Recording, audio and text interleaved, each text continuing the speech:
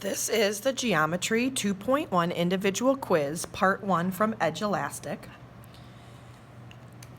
The first 5 questions were all asking you about angle relationships and the type of angles that we're talking about. So question number 1 says angle 8 and angle 6. Angle 8 and angle 6. By the way, you can see I've already marked every single acute angle in yellow, and the other ones are not marked. I'm just showing that everything that's in yellow would be the same. Everything that's not in yellow would also be the same. 1 yellow plus 1 white would equal 180, which is supplementary. Okay, so like x plus y equals 180, supplementary. Complementary is x plus y equals 90. And congruent, remember, means equal. Okay, so 8 and 9, first I have to decide what kind of angle pair is it. Now, if I don't even have to use the other set of angles, that's a pretty good indication it's not alternate interior or same side interior or corresponding. It's either vertical or straight. Straight means 2 angles like 7 and 8 that would make a straight line. Vertical are the ones that are opposite when 2 lines intersect. Okay, so these are vertical angles, and because they are vertical angles, they're both not yellow. It means they're equal or congruent. Number 2 is asking us to look at angle 3 and angle 5. Okay, now right away, those are both yellow. If they're both yellow, they're congruent. Okay, now I can tackle what kind of angle pair is it, what type.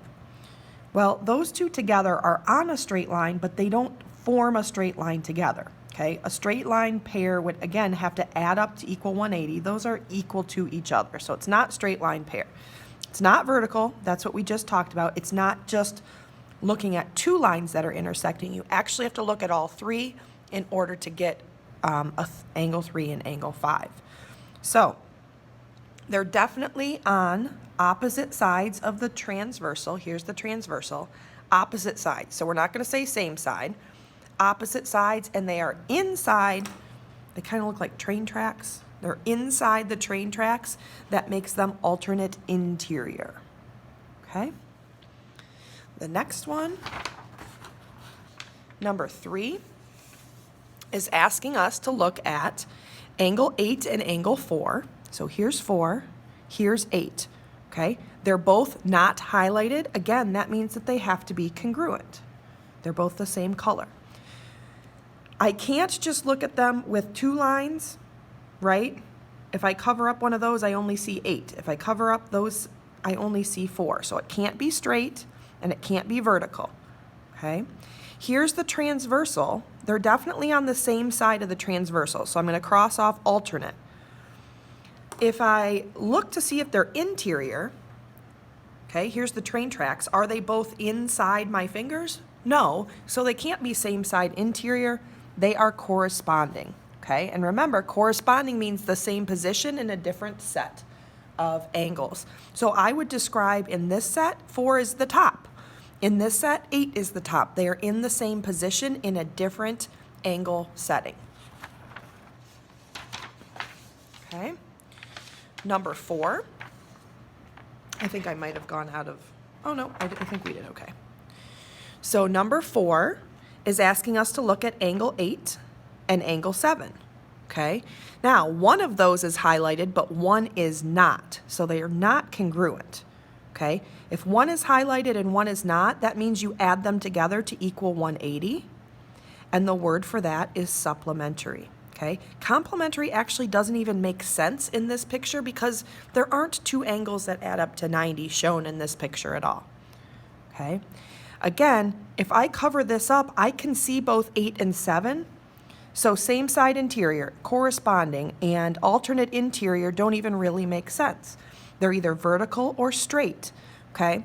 They're not across from each other. They're right next to each other. And right next to each other, they actually form a straight line. And we already said that based on supplementary. They do form a straight line here. So that is a straight angle pair. Number 5 is the last question of this type on the quiz, okay?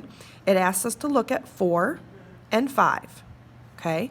4 and 5. So one is white, one is yellow. They're not congruent. They don't add up to 90. They add up to 180, so that's supplementary, okay? Now, in this case, I do need the transversal and 2 lines. So if you notice, they are both on the same side of the transversal. So I don't want to say alternate. I don't want to say vertical or straight. They're on the same side, and they're both inside those train tracks. So those are same side interior, not corresponding. Okay? Moving on to some other question types. Number 6 and number 7 are asking us about a kite, a square, a rectangle, and a trapezoid. Kite, square, rectangle, and a trapezoid.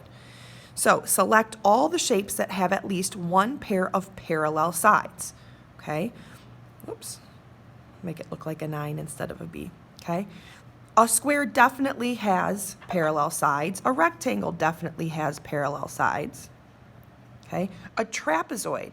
That's the definition of a trapezoid. It's a quadrilateral that has 2 parallel sides.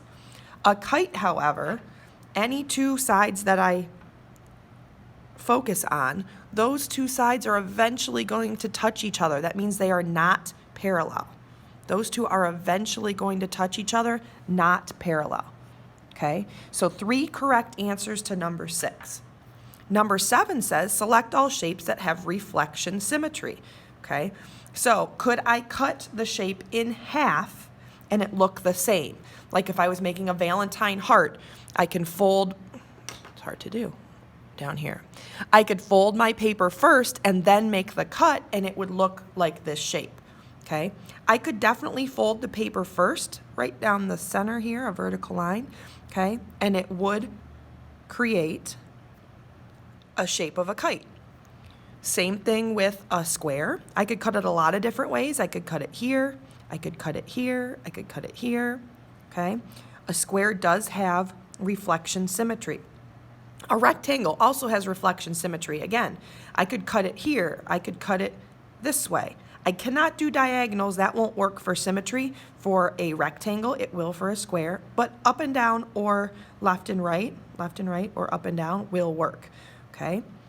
A trapezoid, okay, and I think probably some of you, when you heard trapezoid, you might have been thinking of an isosceles trapezoid, but remember, it's not isosceles unless it says that.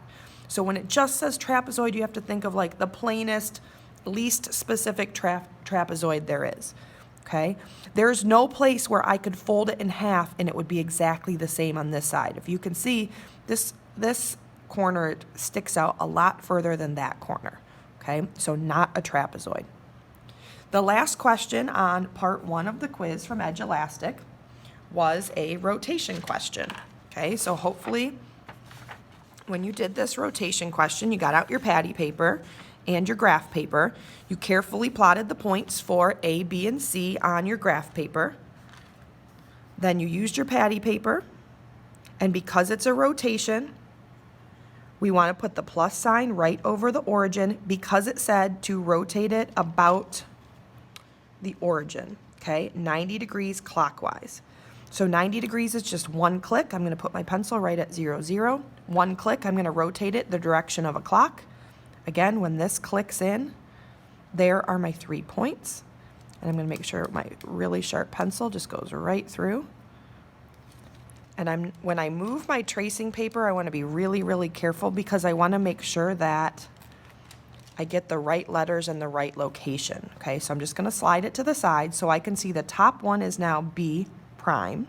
The one to the right is now C prime.